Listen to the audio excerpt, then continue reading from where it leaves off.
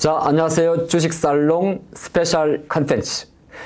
미국 주식 투자 무조건 해야 한다. 두 번째 시간입니다. 저희가 지난 영상에서는 미국 주식시장의 규모에 대해서 그리고 왜 미국 주식 투자를 해야 되는지에 대해서 충분히 공감되는 내용을 말씀을 드렸고요.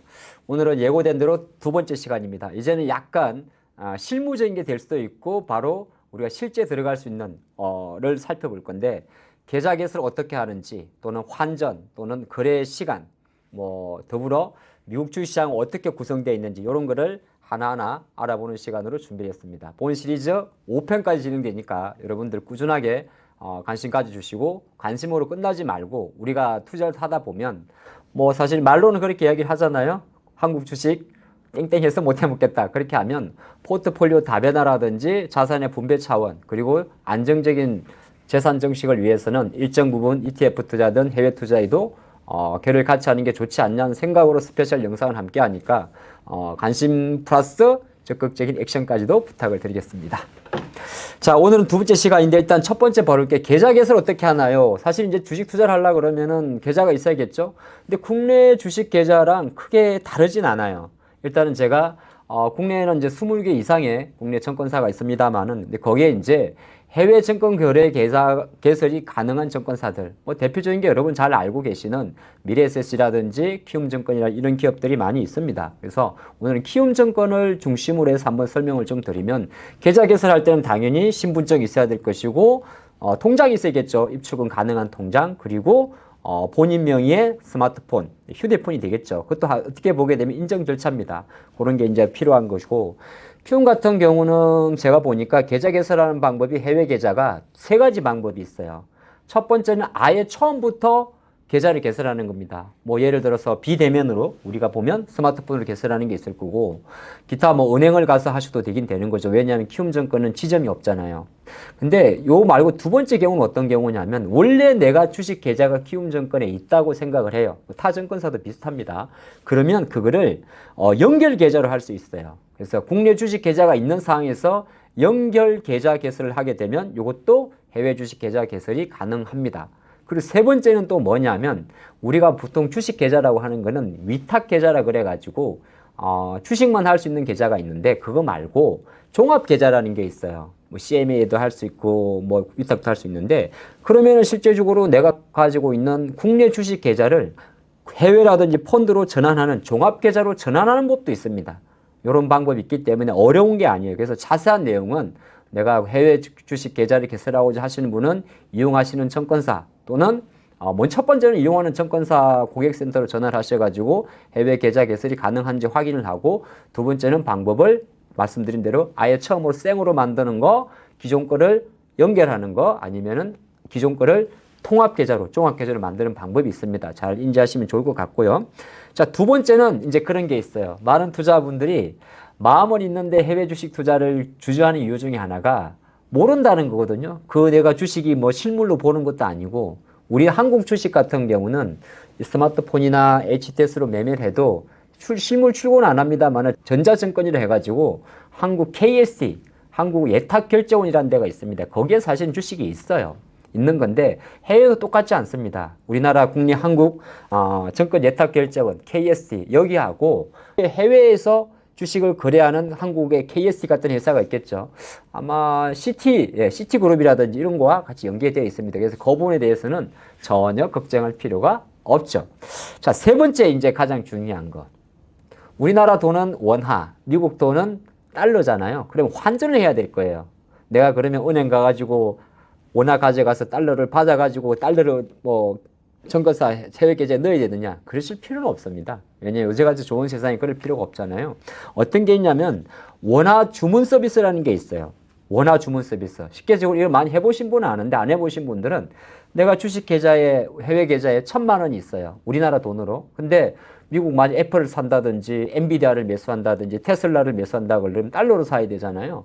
그러면 증권사에서 이미 달러를 보유하고 있단 말이에요. 그걸 가지고 내가 갖고 있는 돈의 한 95% 정도를 이제 그날의 환율 시세가 있겠죠. 그래서 그걸 일시적으로 먼저 바꿔줍니다.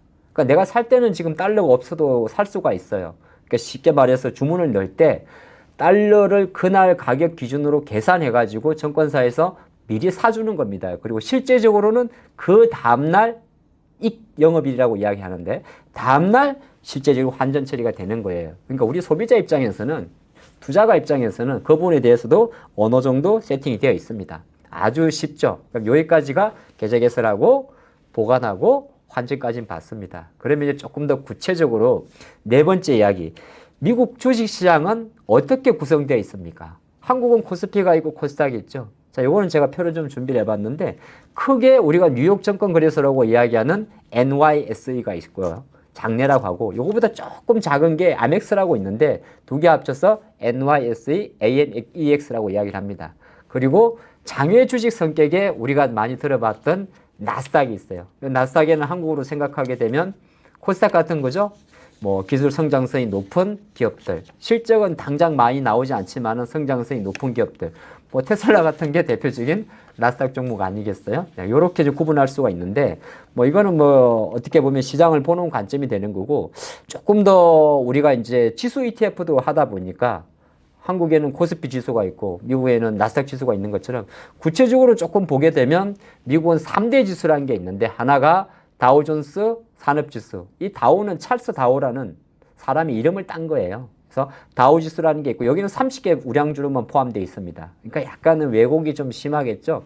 그리고 또 하나가 아까 말씀드린 대로 가장 국내 주식 투자가분들이 해외 주식을 눈독을 들일 때 많이 보는 나스닥 지수가 있겠죠. 나스닥은 근데 보통은 나스닥 지수를 바로 투자하는 것보다는 나스닥 종목 내에서도 나스닥 종목도 2,000개가 훨씬 넘어요. 한 3,000, 4,000개 될걸요. 그 중에서 나스닥 100이라고 해가지고 진짜 우량주만 뭐 애플, 마이크로소프트, 테슬라, 엔비디아 이런 식이 있겠죠. 그래서 한국으로 치면 뭐 코스닥 150과 비슷할 것 같아요. 그래서 나스닥 100 이런 거에 좀 국한되어 있는 흐름이 있고 아예 그냥 미국 주식 전체를 통과하는 평균의 개념은 스탠다드 포어스에서 만든 S&P 500 지수가 있습니다. 그리고 또 하나가 뭐냐면 이제 투자가 관점에서 놓고 볼 때 야, 미국 지수가 좋긴 한데 나는 조금 작은 주식, 스몰캡이라고 이야기를 하죠.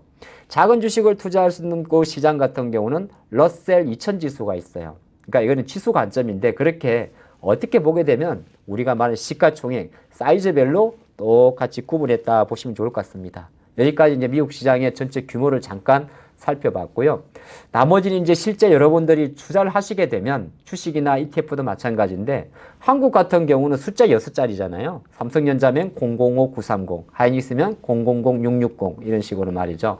근데 미국은 숫자를 쓰지 않고 영문 대문자를 씁니다. 소문자 아니에요. 대문자를 써요. 근데 다우하고 나스닥하고 조금 틀리긴 한데 우리가 외울 필요는 없어요. 보통 다우 종목 같은 경우는 대문자 숫자가 한 자리에서 세 자리. 포드 같은 경우는 영어에 FORD니까 F만 쓰고요.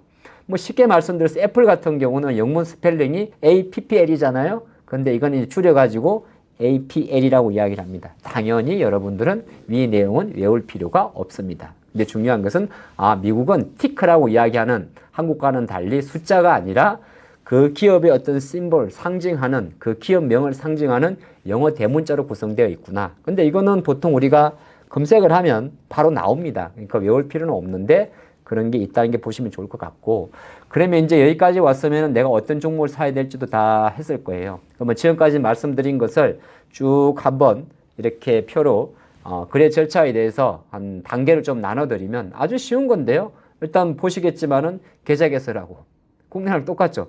돈 넣고 이체 입금 그리고 실시간 환전 이건 아까 제가 원화 주문 시스템이 있다고 했지 않습니까? 본인이 직접 할 건 없어요. 그리고 매수 매도하면 돼요. 그렇죠? 그리고 수익 나면 출금하면 됩니다. 그래서 어려움지는 않습니다. 그래서 국내 주식과는 별 다른 게 없기 때문에 오늘은 좀 어떻게 보게 되면 상당히 간단한 내용을 제가 정리를 했습니다만은 결과론적으로 어느 정도 이렇게 절차적으로 이렇게 진행되는 흐름이 있기 때문에 미국 주식 투자 지금이라도 해야 된다 이번 두 번째 시간은 가장 기본편이 될 수 있습니다만은 실무적이고 업무적인 측면에서는 가장 중요한 내용이라고 생각을 합니다. 자, 그래서 본 시리즈가 5편까지 이루어진다고 했잖아요. 오늘은 2편이었고 다음 시간에는 우리가 이제 여러분들이 가장 궁금해할 수 있는 두 가지가 있죠. 바로 수수료 부분하고 세금 부분이죠. 그 부분에 대해서 집중적으로 국내와 한번 비교하는 시간을 제가 준비를 할 거니까 다음 3회차에도 많은 관심 부탁드리겠습니다. 감사합니다.